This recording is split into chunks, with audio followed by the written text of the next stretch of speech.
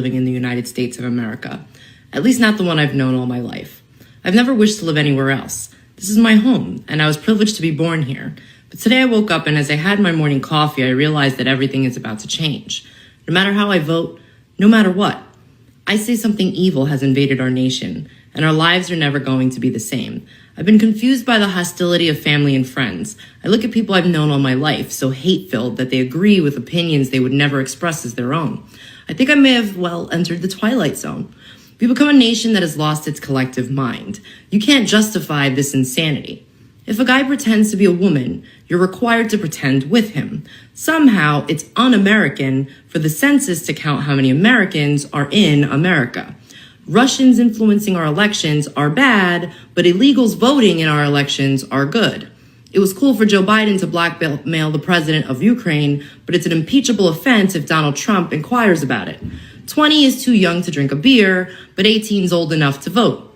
People who have never owned slaves should pay slavery reparations to people who have never been slaves. People who have never been to college should pay the debts of college students who took out huge loans for their degrees. Immigrants with tuberculosis and polio are welcome, but you'd better be able to prove your dog is vaccinated. Irish doctors and German engineers who want to immigrate to the U.S. must go through a rigorous vetting process, but any illiterate gangbangers who jump the southern fence are welcome. $5 billion for border security is too expensive, but $1.5 trillion for free healthcare is not. If you cheat to get into college, you go to prison, but if you cheat to get into the country, you go to college for free. People who say there is no such thing as gender are demanding a female president. We see other countries going socialist and collapsing, but it seems like a great plan to us. Some people are held responsible for things that happened before they were born, and other people are not held responsible for what they're doing right now. Criminals are caught and released to hurt more people, but stopping them is bad because it's a violation of their rights. And pointing out all this hypocrisy somehow makes us racist. Nothing makes sense anymore. No values, no morals, and no civility. People are dying of a Chinese virus, but it's racist to refer to it as Chinese even though it began in China. We're clearly living in an upside-down world where right is wrong and wrong is right, where moral is immoral and immoral is moral, where good is evil and evil is good, where killing murderers is wrong but killing unborn babies is A-okay. Wake up, America. The great unsinkable ship, Titanic America, has hit an iceberg, is taking on water, and is sinking fast. Say this because no one else has the brains or balls to, apparently. Why do we care and cater to a population that is like literally less than 1%? And why don't we use our brains, because we don't do that anymore, why don't we do what's best for the 99.9% of the population and then continue to move forward as we've done throughout history? Well, to answer that young lady's question, why is the 99% allowing the 1% to change the rules, change laws, change the workplace, change how your children are raised in school? Because reading, writing, arithmetic's out the window. This is all an agenda to completely destroy America from the inside out. As far as people not having the balls, a lot of us have had the balls for the years. Some of us have been doing it for decades, trying to warn people about what was coming. I remember back 10 years ago telling people that transgenderism was declared a mental disorder by Johns Hopkins. You can cut it off, but it doesn't change anything. It's all in here. At any rate, it's an agenda. It's to destroy the country. It isn't a coincidence that every single country is suddenly being overrun with angry Islamic folks wearing masks and hoods and carrying metal weapons while the police stand and watch. And when one of the citizens point out these Islamic people walking around armed, they're arrested. It's an agenda. They're looking for World War III or Civil War 2024 worldwide. There's your answer. I wish this girl was single when I was still handsome, but it is what it is. Okay, so I know I'm not supposed to notice these things or ask these questions, but it needs to be noticed and the questions need to be asked. So I've lived in a nice suburb of Columbus for about 5 years now in the same apartment complex. And since moving in, slowly but surely, all of my neighbors have become foreigners. I am one of the only Americans that live in my complex now. If I go to take a walk around the neighborhood with my son, almost nobody speaks English. And all of them look at me like I'm the odd man out. Like, what's this white girl doing here in our neighborhood? If I go to the pool, it's almost all Spanish speaking or Middle Eastern speaking families. Like, I am one of the only English speaking Americans in my complex. And that doesn't seem right to me. How is this okay that I, an American, am being conquered basically in my own home? Is anybody else upset with this? Is anybody else noticing this? That we're now made to feel out of place? And I'm not even talking about race. I'm not talking about race. When I see a fellow black person, I'm like, yes, you're an American. Like, thank you for being here with me side by side. Because it has nothing to do with race. I'm speaking about fellow Americans being pushed out of their homes and being conquered by people who aren't from here, people who don't speak our language. It feels wrong. I don't see how this is okay, and this doesn't seem like a strength for us. This diversity thing doesn't seem like it's going good.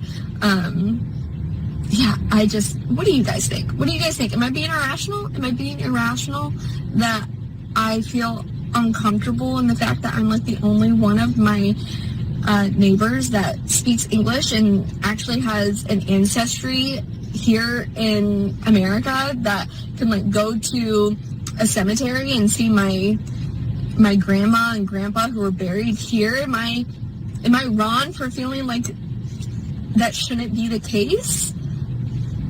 I don't think that I am. I think that this is perfectly natural to be upset that my home is being conquered by foreigners.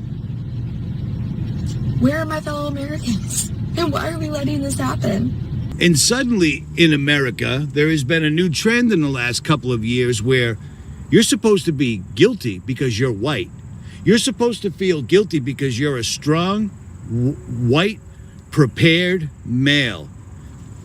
A grown-up. That's what it was always called. Men always knew how to do everything. Women raised the children and took care of the home. Something that was incredibly important, which is why people had a marriage. I'll go to work, I'll earn the money, we'll have a family, you raise the family during the day, and then I'll try to help out as much as I can. Do you see what I'm saying?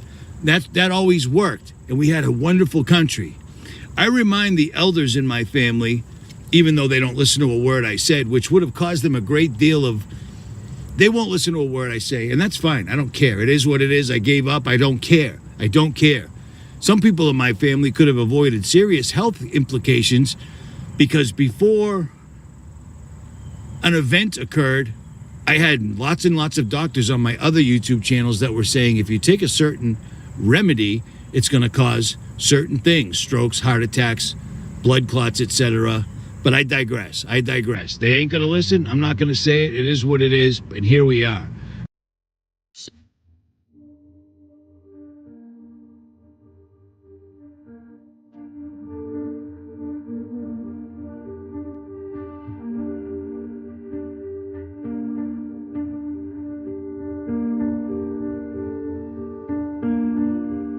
Today I'm here to help you better understand poverty because poverty is my lived experience. And I'm also here to acknowledge the biased beliefs that poor people are lazy and the poverty is their fault. But how do I make you understand things like working full-time for $10 an hour is only about $19,000 a year, even though it's well above the federal minimum wage of $7.25 an hour. I want to tell you about a single mom I met who was working at a gas station. She was promoted to manager, and within 30 days, she had to report her new income to DHHR. Within 60 days, her rent bumped from $475 to $950 a month.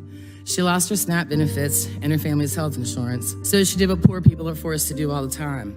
She resigned her promotion and went back to working part-time just so she and her family could survive. I can tell you about being above the poverty guideline, nursing my gallbladder with essential oils and prayer, chewing on cloves and eating ibuprofen like they're Tic Tacs because I don't have health insurance and I can't afford a dentist. I have 2 jobs and a bachelor's degree, and that's...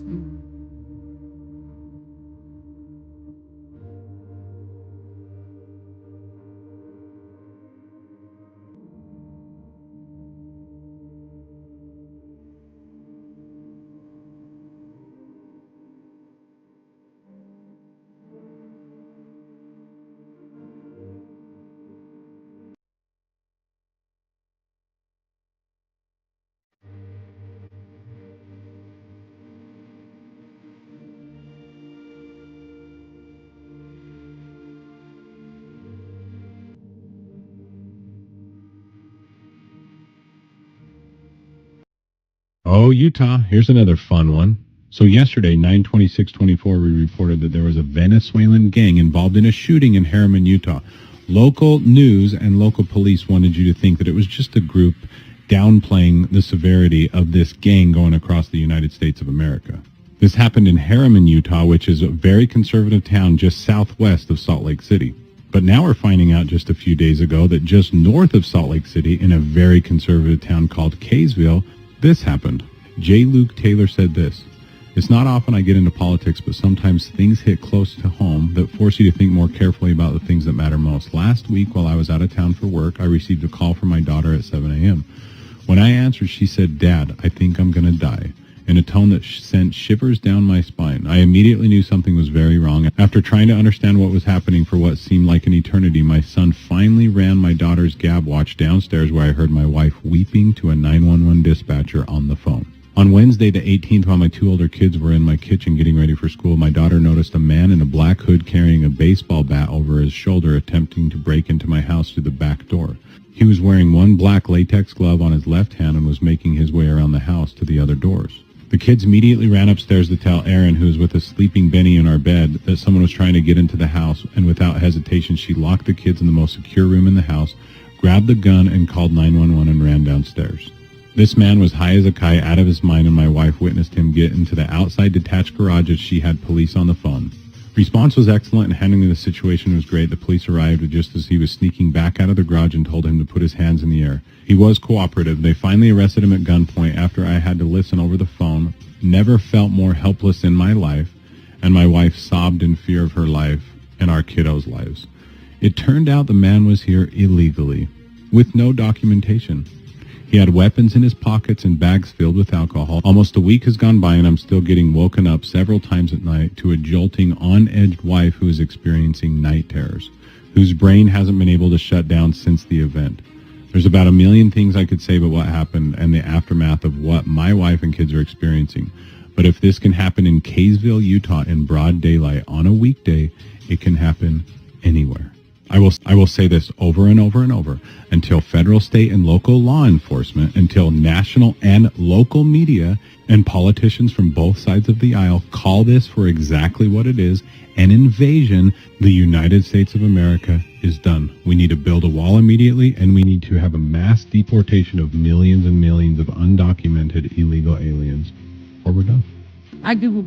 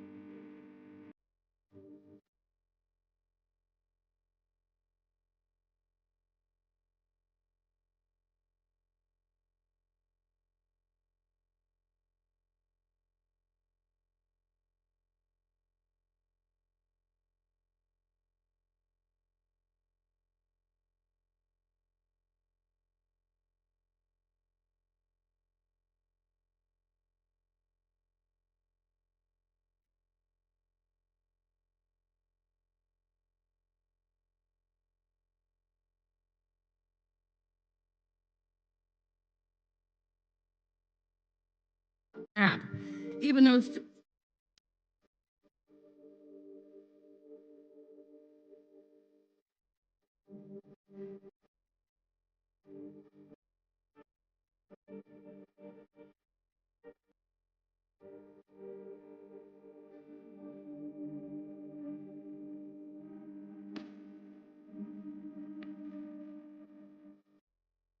Shame on you.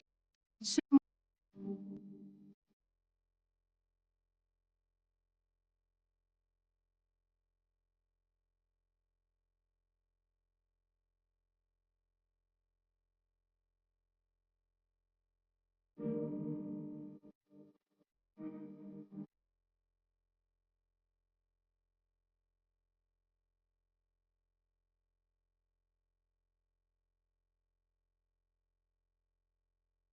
They're doing everything that needs to be done to take down the country. They've filled it with millions of undocumented people that don't belong here. None of them have been vetted or anything. They're just flown in. You saw me go to the border in February. I went down there. It's real. It's real. They don't even need to climb through the massive half-mile open border wall because the government's flying them over, putting them on buses, giving them unlimited money, and sending them to all the largest cities and towns. Now, when that money shuts off, just like yours, these people are going to act just like they did in their other countries where they eat cats and dogs and maybe their neighbors. Who knows? Do you know what I'm saying? That's not hyperbole. These are facts. And every time we turn around, there's another hack or another issue. The banking system's gone down. The communication system's gone down. Or we just have the mainstream media kicking out bullshit lies about people that died in America. That is horrendous. That is horrendous. A hurricane hits eastern Tennessee, literally, and they send National Guard to Kuwait the same day. What are we doing here? $8 billion to Ukraine, no problem. $750 for every one of you people out in Asheville, as long as you can get an internet signal and apply for it. And remember, it's a loan. It's a loan. Do you see what I'm saying? This government has literally allowed our neighbor, Mexico, to have cartels that have flooded the United States for generations now, killing tens of thousands percentage more Americans and people worldwide than any terrorist could ever possibly hope. And they do nothing about it. In a real world, our government that just bombs anybody because they feel like it would take these guys out, but they don't, because it was all part of the plan to get us where we are right now. If a country is dysfunctional enough, shut down the communications, shut down their ability to consume, to buy gasoline, to buy food, to buy water, or blame it all on hackers, and they will turn on themselves. This is exactly what they're doing. This is exactly what they're doing. I'll leave links below. You really need to start thinking about this because the clock is ticking. This election is going to be the worst thing that's ever happened on so many levels, and it's coming. Richie from Boston. I'm out.